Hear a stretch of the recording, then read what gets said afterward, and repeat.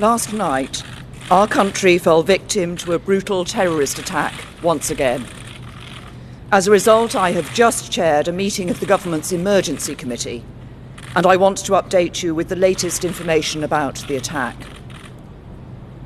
Shortly before 10:10 yesterday evening, the Metropolitan Police received reports that a white van had struck pedestrians on London Bridge. It continued to drive from London Bridge to Borough Market, where 3 terrorists left the van and attacked innocent and unarmed civilians with blades and knives.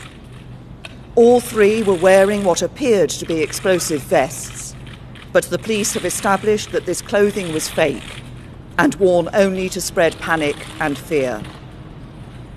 As so often in such serious situations, the police responded with great courage and great speed. Armed officers from the Metropolitan Police and the City of London Police arrived at Borough Market within moments and shot and killed the 3 suspects. The terrorists were confronted and shot by armed officers within 8 minutes of the police receiving the first emergency call. 7 people have died as a result of the attack, in addition to the 3 suspects shot dead by the police. 48 people are being treated in several hospitals across London. Many have life-threatening conditions. On behalf of the people of London and on behalf of the whole country, I want to thank and pay tribute to the professionalism and bravery of the police and the emergency services, and the courage of members of the public who defended themselves and others from the attackers. And our thoughts and prayers are with the victims and with their friends, families, and loved ones. This is, as we all know, the 3rd terrorist attack Britain has experienced in the last 3 months. In March, a similar attack took place just around the corner on Westminster Bridge.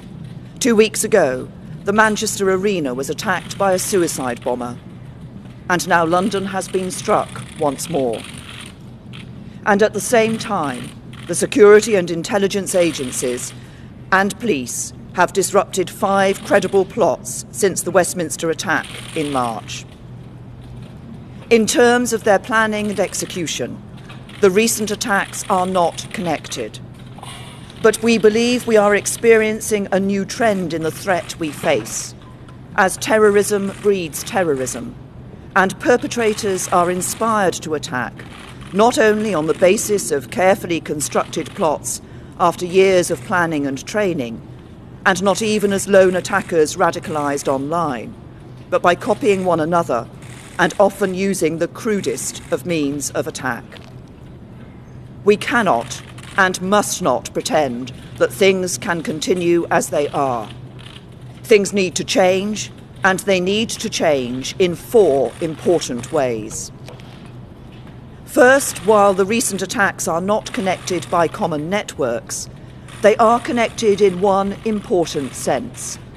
They are bound together by the single evil ideology of Islamist extremism that preaches hatred, sows division, and promotes sectarianism. It is an ideology that claims our Western values of freedom, democracy, and human rights are incompatible with the religion of Islam. It is an ideology that is a perversion of Islam and a perversion of the truth. Defeating this ideology is one of the great challenges of our time, but it cannot be defeated through military intervention alone. It will not be defeated through the maintenance of a permanent defensive counter-terrorism operation, however skillful its leaders and practitioners. It will only be defeated when we turn people's minds away from this violence and make them understand that our values, pluralistic British values, are superior to anything offered by the preachers and supporters of hate. Second, we cannot allow this ideology the safe space it needs to breed. Yet that is precisely what the internet and the big companies that provide internet-based services provide. We need to work with allied democratic governments to reach international agreements that regulate cyberspace, to prevent the spread of extremist and terrorism planning. And we need to do everything we can at home to reduce the risks of extremism online. Third, while we need to deprive the extremists of their safe spaces online, we must not forget about the safe spaces that continue to exist in the real world. Yes, that means taking military action to destroy ISIS in Iraq and Syria, but it also means taking action here at home. While we have made significant progress in recent years, there is, to be frank, far too much tolerance of extremism in our country. So we need to become far more robust in identifying it and stamping it out across the public sector and across society. That will require some difficult and often embarrassing conversations. But the whole of our country needs to come together to take on this extremism.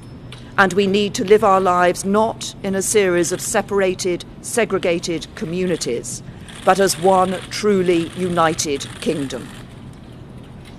Fourth, we have a robust counter-terrorism strategy that has proved successful over many years. But as the nature of the threat we face becomes more complex, more fragmented, more hidden, especially online, the strategy needs to keep up. So in light of what we are learning about the changing threat, we need to review Britain's counter-terrorism strategy to make sure the police and security services have all the powers they need. And if we need to increase the length of custodial sentences for terrorism-related offences, even apparently less serious offences, that is what we will do. Since the emergence of the threat from Islamist-inspired terrorism, our country has made significant progress in disrupting plots and protecting the public. But it is time to say enough is enough. Everybody needs to go about their lives as they normally would. Our society should continue to function in accordance with our values. But when it comes to taking on extremism and terrorism, things need to change. As a mark of respect, the two political parties have suspended our national campaigns for today. But violence can never be allowed to disrupt the democratic process. So those campaigns will resume in full tomorrow. And the general election will go ahead, as planned, on Thursday. As a country, our response must be as it has always been when we have been confronted by violence. We must come together, we must pull together, and united, we will take on and defeat our enemies.